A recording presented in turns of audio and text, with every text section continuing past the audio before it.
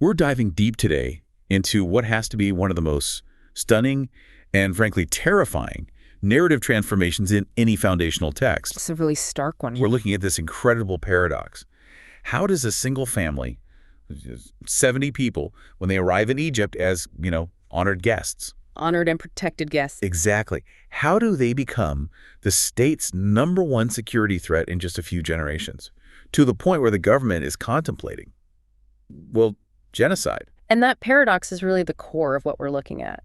The source material here documents the very beginning of this massive political shift. It's the moment that welcome curdles into fear. Okay, so let's unpack this. Our mission today is to be pretty surgical about it. We want to trace that journey, the one that starts with Jacob's descendants. All 70 of them. All 70. And we want to track their incredible population growth and then analyze how that very success triggers this strategic and eventually just cruel reaction from Egypt. We're looking for the turning points. And to see those turning points, we have to set the baseline, the initial state of things. Right. The entry into Egypt wasn't an invasion. It was an invitation. The source is so precise, it lists the patriarchs, Reuben, Simeon, Levi, Judah, all the way down. The whole family. The whole family. And it gives that specific number, 70 souls. That's because Joseph, of course, was already there, already powerful. But that number, 70, is so critical because it shows just how small they were at the start, a manageable group. Then, the moment Joseph and his generation pass away, the whole narrative just pivots. It becomes all about population dynamics. It really does. And the source text doesn't just say they grew, it's almost obsessive. Right. It uses this string of verbs. They were fruitful. They increased abundantly, they multiplied, and waxed exceeding mighty. It's like a drumbeat, that repetition. It's a huge narrative signal telling you that this isn't just normal growth. This is an explosion. Yeah, an explosion. It's what moves the Israelites from being this, small, successful enclave into a major demographic presence. And the text puts a fine point on it. The land was filled with them. So this is no longer a local issue, it's a national one. A state-level concern, absolutely. And that numerical dominance is exactly what tees up the big political turning point. It's all captured in that one famous line. Now there arose up a new king over Egypt, which knew not Joseph. And that little phrase, knew not Joseph, is doing so much work. It's doing all the work. It signals that the old relationship, the debt that Egypt owed Joseph for saving them from famine, it's gone, erased. Whether it's a new dynasty or just a new political strategy, the slate is wiped clean. So any special status they had is just gone. The relationship is now purely about power and fear. And the king moves on that fear immediately. He doesn't keep it to himself. He goes public with it, framing it as a geopolitical strategy. He says to his own people, "Behold, the people of the children of Israel are more and mightier than we." He's making it an us versus them problem right from the start. Exactly. And this raises the question, why are they a threat? What's the actual fear here? And the text is very clear. It's not just their size. No, it's about loyalty or potential disloyalty. Precisely. The king lays it out. Come on, let us deal wisely with them, lest they multiply. And when there falleth out any war, they join also unto our enemies and fight against us. And so get them up out of the land.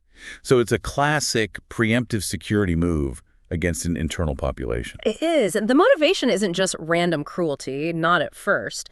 It's presented as a calculated, strategic effort to deal wisely with them. And that wisdom is all about controlling their numbers and making sure they can't leave. Which is the great irony, isn't it? The Pharaoh is so afraid they might leave with an enemy army, he creates conditions that make them desperate to leave on their own. It's policy dictated by fear, not logic. Okay, so how does this wise dealing actually play out on the ground? The first move is forced labor. Yes, stage 1 is all about physical affliction and resource control. He sets up taskmasters to afflict them with their burdens. And these burdens are not just, random make-work projects. They're building serious state infrastructure. Very serious. The source names them. Treasure cities, Pithom and Ramses. These were strategic depots, administrative and military hubs right in the Delta region near the most vulnerable borders. So the labor is directly tied back to his security fears. It connects perfectly. And their service is defined as hard bondage, specifically in mortar and in brick and in all manner of service in the field. But the phrase that just echoes through this section, the one that defines the whole experience, is that it was all done with rigor. With rigor. That's more than just hard work. It suggests a calculated harshness, an unforgiving pace designed to break them. The text says their lives were made bitter. The goal was suppression.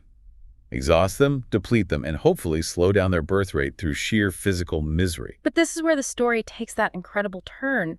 The entire strategy fails. Spectacularly. The text gives this completely counterintuitive result. It says, the more they afflicted them, the more they multiplied and grew. Which just exposes the whole wise dealing idea as a total miscalculation right from the start. The policy designed to shrink their numbers actually accelerates their growth. So why? I mean, how does that even work? We can only speculate, but forced labor, while it's brutal, it also concentrates the population. It creates these communities, however forced, that might have actually boosted their social cohesion, their resilience. A sort of shared struggle that strengthens them. Perhaps. But the result is clear. The Egyptians were grieved because of them. The problem didn't go away, it just got worse. The situation escalated from a labor problem into a full-blown panic. So, with the mass labor plan a complete failure, Pharaoh has to pivot. He moves from this broad structural oppression to something far more targeted. Something biological. This is where we get to the civil disobedience phase. Yeah. The state failed to control the masses, so now it targets the individuals who are literally bringing new life into the world. It's a chilling shift in strategy, and he addresses specific people, the Hebrew midwives. Named Shifra and Puah. The fact that they are named is so important. It gives them this incredible personal agency against the faceless power of the state. And the order he gives them it's just clinical in its cruelty. He tells them that when they're attending a birth, if it's a boy, if they see a son upon the stools, the birthing stones, they are to kill him. A daughter could live. It's a surgical strike. He's targeting the future male population, the potential soldiers, the ones who carry on the family name. But they don't do it. Shifra and Puah, the text says, feared God. They put a higher authority above the king. And they just disobeyed. They saved the men, children alive. It's this quiet, private act of defiance against a direct order for genocide. And then they get called in. They have to answer for it. Pharaoh confronts them directly. Why have you done this thing? And their answer is brilliant. It's an absolute masterclass in political survival. It is. They tell Pharaoh, because the Hebrew women are not as the Egyptian women, for they are lively and are delivered ere the midwives come in unto them. It's genius. They use a kind of cultural stereotype. These Hebrew women are just too hardy, too quick, to make the command seem logistically impossible. Essentially telling him, look, by the time we get there, it's too late. The baby's already born. It completely deflects the blame. And the text says that because of their ethical stand, God dealt well with the midwives.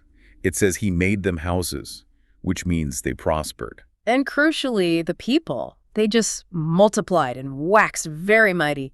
The state's second, much more vicious plan had failed just as badly as the first.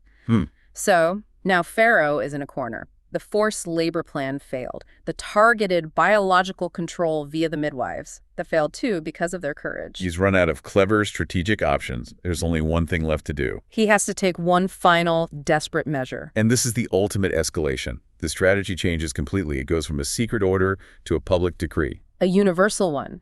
Pharaoh charged all his people to carry it out. He's weaponizing the entire Egyptian population. So it's not just the state oppressing them anymore. It's neighbor against neighbor. Every Egyptian is now an agent of this policy. And the instruction is horrifyingly simple.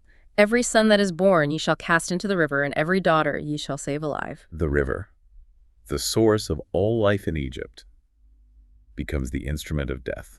This is the absolute bottom. It's a move from strategic management to open nationwide genocide.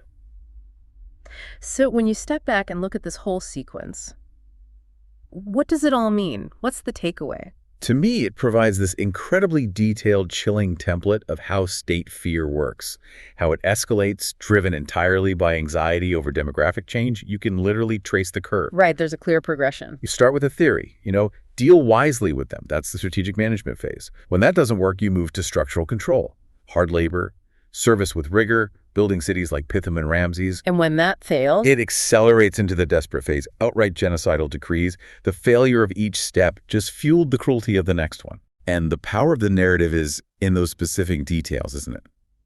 The named cities, naming Shifra and Puah, using the precise language like affliction and rigor, it really highlights how a powerful state reacts when it feels its control slipping, because a population is growing.